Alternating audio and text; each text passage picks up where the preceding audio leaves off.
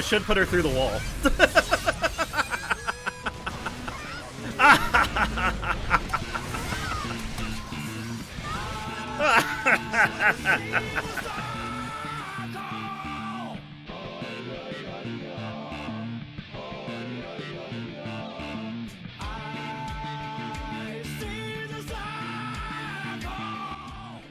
So, after 100 games of Bedman, we have finished at 58 wins to 42 losses, and actually sets Bedman as tied for first place, with a potential tiebreaker giving it to Bedman. Still have some discussion on that. I'm trying to think it over how to handle having tied results in this fashion, but a really surprising result. Bedman was pretty fun to play and pretty quick to pick up.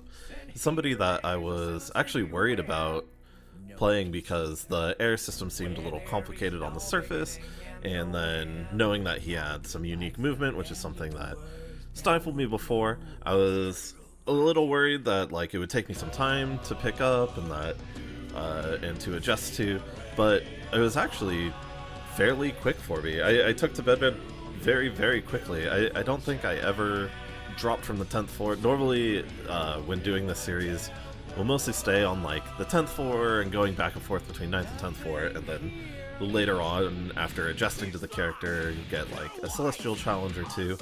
That's just kind of how it goes. But with Bedman, I had enough success that I never dropped from the 10th floor, and we got, in total during the 100 games, I think we got 5 celestial challenges. Didn't manage to complete any of them, but got some wins against celestial players, and it was pretty interesting, since that normally doesn't really happen. Yeah, Bedman as a character is pretty unique. He works in large part thanks to his special move follow-up system. These are called the airs. Essentially, after using any of his 3 special moves, the needle, the spin, and the guard crush move, I don't know what to call it, but after using any of these moves, he'll store a follow-up, and after a set amount of time, the follow-up will go off. So if it's the needle shot, he gets another projectile. It's like a little laser, kind of. After the spin, he'll get a series of explosions that launch out from in front of him, and after the guard crush move, he'll get a small bomb that'll lob off, and also guard crush. So the main goal is to put opponents into situations where you can hit them with the special moves, store up these airs, and then use them to launch a more complicated offense. So putting them into block stun for a period of time, and then sending off the forward explosion and running up behind it, or putting them into a bit of block stun until the bomb drops off, and then they'll get guard crush, so you can run up and guard crush again, store another air, stuff like that. And it's pretty fun. It was actually really intuitive too. It sounded really complicated on the surface for me, but after just a few games, it kind of just clicked, and I was doing really well with it. Some of Bedman's normals are a little bit unorthodox, but they're kind of there to sustain his game plan. I think the main ones I'm going to talk about are his 2H, where he kind of rolls along the ground and then has like an upward slam, and then his jump H, which is the saw blade jump in that's really hard to anti-air if you've ever fought against Bedman. But the reason these exist is to create longer periods of block stun or hit stun to give time for the airs to develop. So it creates this really interesting thought process of how you want to structure your pressure based around like what you have stored up or what you're trying to do. Now, when it comes to Bedman's neutral, you have to think in large part thanks to his 8-way air dash. This is his unique movement tool. When you jump into the air and you press the dash button, Bedman will sort of hover for a second and then will move in the direction that you tell him to. And this can be any of the 8 main directions you find in the fighting game. So left, right, down, up, and then all the diagonal motions. It creates really interesting pressure scenarios, and it makes it incredibly hard to kind of track and follow what the Bedman player wants to do. There's times when I could get like too predictable with this, and I would get just anti-aired over and over. but being able to use this unique movement, and especially using the stall to your advantage to change your jump timings and where you're going, or just to like assess the situation and then move in the correct way, was something that I found actually pretty important later on. Initially I was just doing kind of box jumpy type stuff. I remembered, you know, playing Doctor Doom in Marvel 3, and that's kind of what I thought about, was doing like the little box jumps or triangle jumps just to try and move fast, move like along the ground that way. But that's not really how Bedman wants to use it, I think. It's way better to use it because Guilty Gear has such like a complicated air movement, air blocking, air attacking system in general. Use it to your advantage and try and make unique situations out of it and the different angles you can go. Becoming too predictable with it is just like anything else in a fighting game. You're going to get blown up for it. And I definitely did on more than one occasion. But yeah, overall, I think Bedman is pretty fun. There's a few things that drove me a little bit batty. Main one of which I wanted to talk about was just having an air stored up while you get a wall break, and then not getting the wall break that you wanted because your air follow-up goes off first. This is vaguely like me ranting about losing Wild Assault knockdowns off of wall sticks. So basically what would happen is you do a combo. Bedman's corner pressure is insanely good, so you're able to like mix people up over and over. Do a combo, you would get them stuck against the wall, you would go to Wild Assault, and during your Wild Assault animation, your air would get set off and would break the wall first. So you wouldn't connect with the Wild Assault, you wouldn't get the hard knockdown, you wouldn't get the burst speeder steal.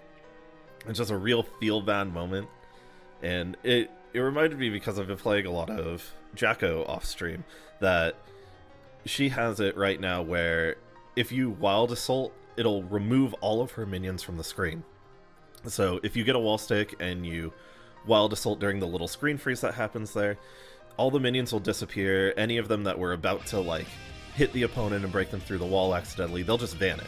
And I was thinking, like, why didn't they do something similar for Bedman, where if you would Wild Assault, it would auto-cast like the delay follow-up that Bedman has?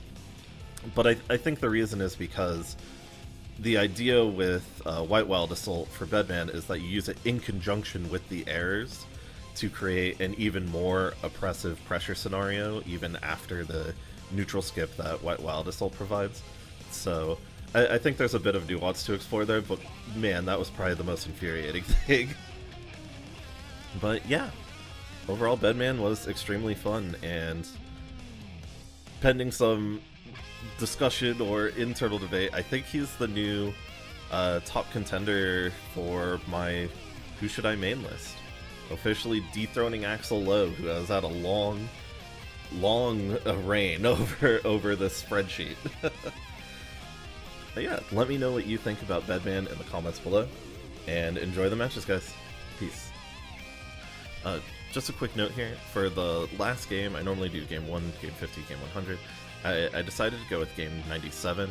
When I was just looking back over the footage, the name for the person who I fought during the last 3 games, so 98, 99, and 100, was just an inappropriate name, and I didn't want to include it in the video, so just wanted to give you all a heads up there. Alright, enjoy the matches. Peace. Still afraid I'm going to like Bedman? There's like potential that I'll like Bedman, yeah. The characters I'm afraid of like really liking that are left are Bedman and Johnny. Duel 1. Let's rock.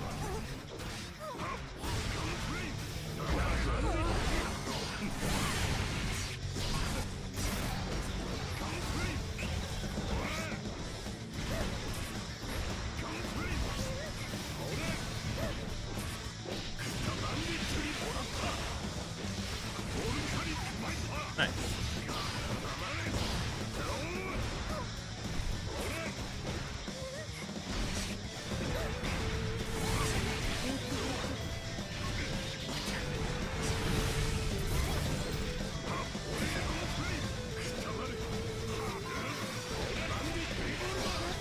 That punished me? Okay. I got upset and mash throw. Duel 2. Let's rock.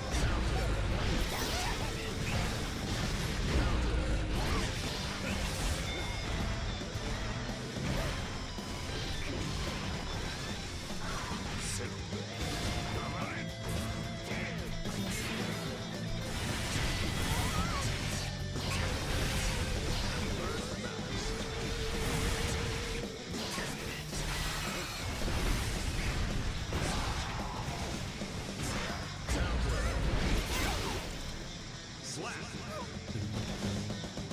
Duel 3. Let's rock.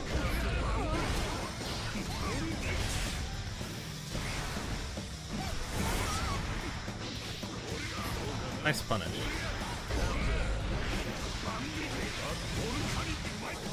Nice combo question? Nope. That sucks.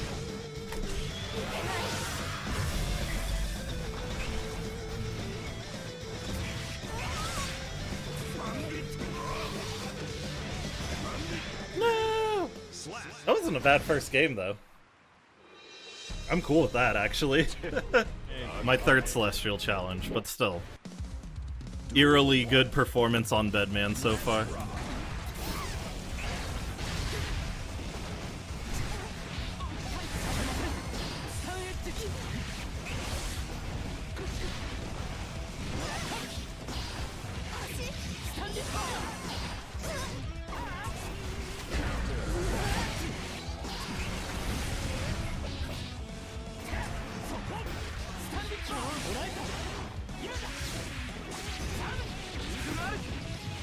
You like the new map? Yeah, I think the stage is sick. It's cool.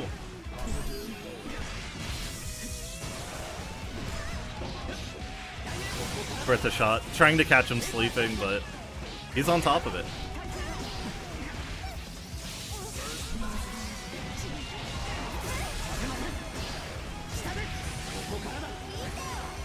I already pressed it.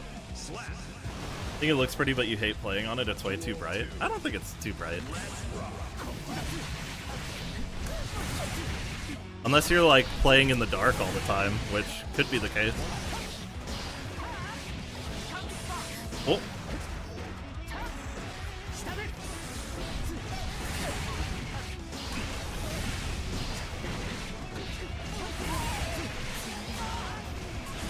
Guilty? Yeah, that's what I figured. Oh, fuck. I forget that that happens.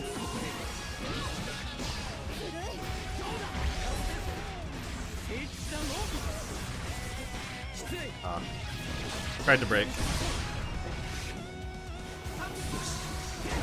Oh! That's on me. I should be dead. Nope. Always best and will always be best. It's the least laggy, but I think it's a really boring stage compared to what we have in the game.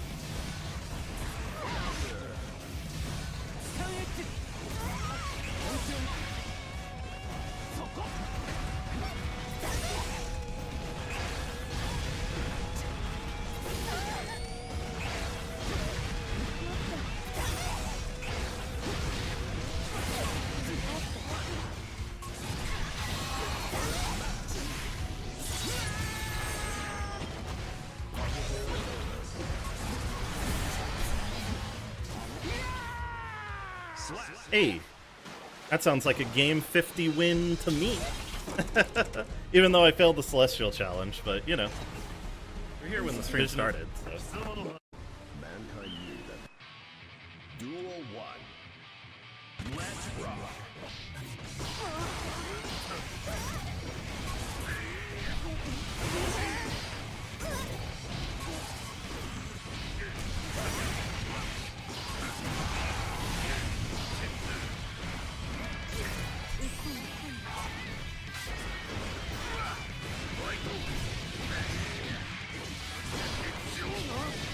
Oh, it whiffed. I tried to mash. I got fucked up.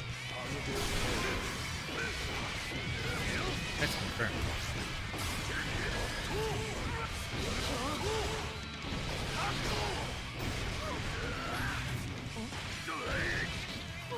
Slash. Duel 2. Let's rock.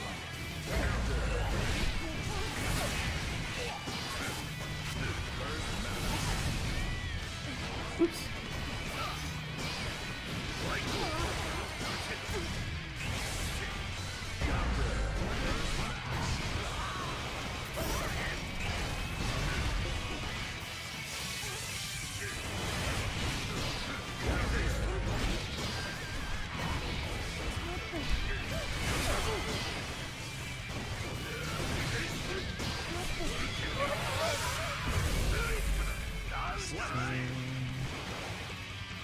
Duel 3. Let's rock.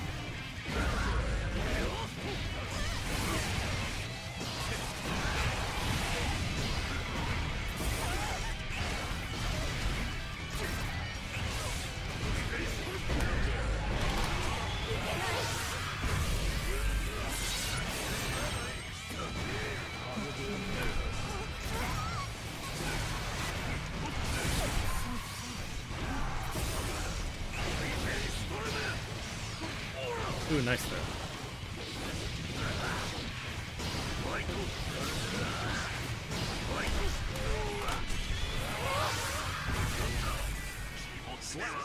Okay. 1 to 2.